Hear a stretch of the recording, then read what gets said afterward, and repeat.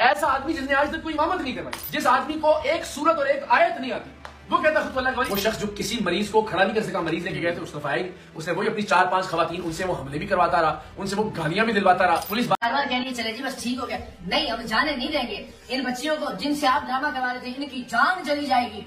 इकरार में इसका जो है ना जिम्मेदार होगा। मैं वो इशारा करके नहीं दिखा सकता, अल्लाह की कसम, किसी किसी कैमरे में वो रिकॉर्ड हुआ होगा कि जिस तरह के गंदे इशारे ये आदमी कर रहा था। मैं हैरान हूँ। वो वही ड्रामा था।